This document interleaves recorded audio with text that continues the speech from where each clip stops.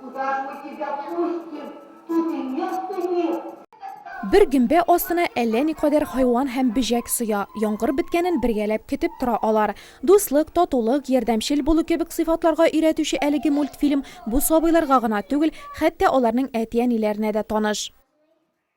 Понравился, что всех впускали, все было хорошо.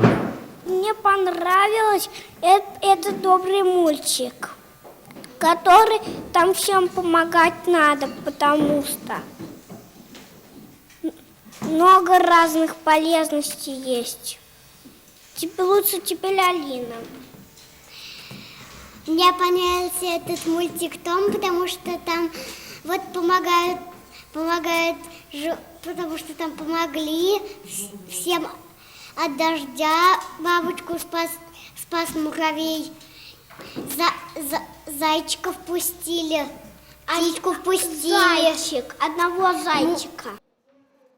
Совет чоры мультфильмнарын әле хәзер үзебез дә сагынып карарга яратабыз. Гади, аңлаешлы, һәр вакыт яхшылыкка өйрәтәләр. Заманча мультиклар арасында андыйлар юк түгел. Габдулла Тукай әсәрләренә нигезләнеп төшерелгән мультфильмнарны рус һәм татар телендә дә карап була. Рәсемнәре заманча, сюжеты кызык. Балаларны кызыктырыр өчен шул җиткән.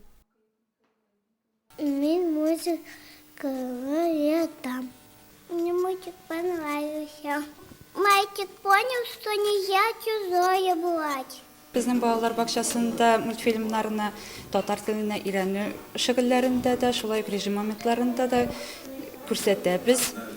Һәм балалар бик теләп карыйлар бу мультфильмнарны. Бигрәк тә татар телендә безнең танылган шагыйрьбез Габдулла Тукайның әкиятләренә һәм шигырьләренә нигезләнеп төшерелгән мультфильмнарны яратып карыйлар, чөнки бу мультфильмнар табигатьне яратырга, алаларны хөрмәт итәргә, шулай ук эшне сөяргә өйрәтә.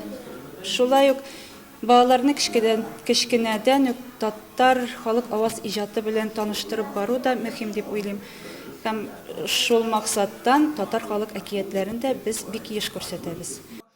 Монысы мәктәпкәчә белем бирү учреждениесендә, өйдә балалар телевизор пультына үзләре хуҗа. Әти-әнигә дә рәхәт, сабый уенчыкларын туздырмый, кымашауламый, сорау биреп аптыратмый, тынычлап телевизор карый.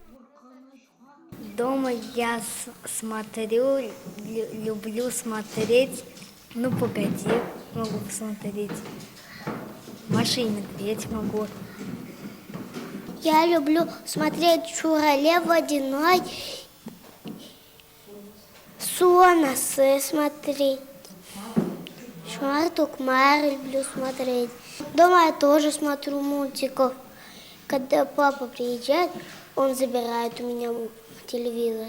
Дома люблю смотреть мультик «Смешарики», «Барбоскины».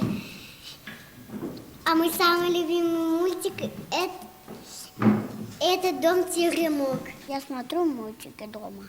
«Бен и Холли», «Маша и медведь». Я смотрю «Маша и медведь», «Бен и Холли» и «Черепашки-ниндзя». Баласына мультфильм кабызып куйган әти-әни зыян китерәм дип уйламый әлбәттә. Ял итсен, мавыксын, фикерләү сәләте үссен, яңа сүзләр өйрәнсен дип уйлый. Минем балам беренче сыйныфта укый, һәм инде әлбәттә мультиклар карарга бик ярата. Безнең нидә менә 15-20 каналда мультфильм карарга мөмкинлек бар. Ләкин шуларның кайберсендә минем уйлавымча балаларга күрсәтергә ярамый. Чөнки хәзерге вакытта мультфильмнарны зурлар эчендә чыгаралар. Инде менә совет чоры мультикларын алганда аның бик карыйсы килми. Минем уйлавымча анда каралаклы, күбрәк әкрен хәрәкәт итәләр. Шулай ук сюжетларында төрле спецификлар юк. Менә шуның өчен дә бәлкем карамыйдыр бала. Аңа күбрәк хәзерге вакытта чыккан, күбрәк менә сугыш булса, атыш-матыш шуның өчен нәрсәләрне карарга ярата. Ләкин мин аның эшләрен анардан шиклим. Минемчә андай әйберләрне анарга әле карарга иртәрәк. Мы так-то больно не разрешаем, но любят фиксиков смотреть, Машу и медведь. И Карлсон из наших советских мультиков таких старых. А мы обязательно следим, какого содержания мультик, чтобы не было там насилия, чтобы поучительные были, образовательные. Күргәнегезчә, заманча, аеруча чит ил мультфильмнарына каршы чыгучы әти-әниләр юк түгел. Бу турыда алар интернет челтәрләрендә үз фикерен еш белдерә. Кайберләре белән сезне дә таныштырып китәбез. Балалар яратып карый торган бу мультикның төп герое Машада кайберәүләр садистлык чалымнарын күреп алган. Ул корбан итеп сайлаган аю белән нәрсә генә кыланмый, ә ул мескен һаман да түзәр дип саныялар. Маша һәм аю мультфильмын карагач, балага үз-үзеңне җәмгыятьтә алай тотарга ярамаганлыгын аңлатырга кирәк ди экспертлар.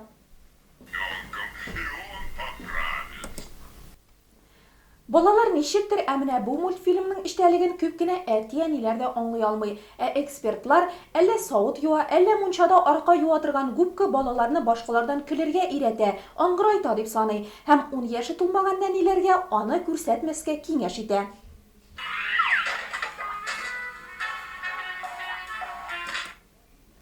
Берәү икенчесен каулап йөри. Зур тизлек, качу, агрессия күренешләре булган мультфильмнарны экспертлар артык актив балаларга бөтенләй дә кабызмаска ди.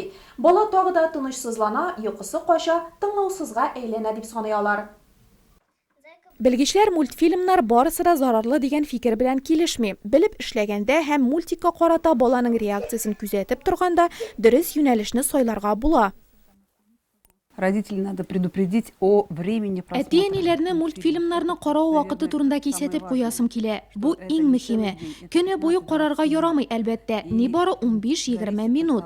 Һәм нинди мультфильм карарга ярый дигән сорау туа. Хәзер алар бик күп. Мультфильмны балага кабызыр алдыннан аны әти-әниләргә үзләренә карарга киңәш итәм. Ул балага файдалы булырмы? Икенче кагыйдә, мультик тәмамлангач бала белән аның эчтәлеге турында сөйләшергә кирәк. Бала үзе өчен нинди кирәкле мәгълүмат алган, нинди яхшы әйберләргә өйрәнгән. Моннан тыш мультфильм турында сөйләгәндә баланың сөйләм теле яхшыра. Мультикларның күп булуы яхшы, әти-әни төрлесеннән сайлап алалар. Шулай да барысы да алар контролендә генә каралырга тиеш. Алар серле, могҗизалы дөнья турында сөйлиләр, эффектлы бизәлешләре белән әсир итәләр. Балачакны мультфильмнан башка күз алдына китереп булмый. Шулай да бала үсеше дигән җитди бурычны телевизор яки компьютерга гына аударып калдырып буламы икән?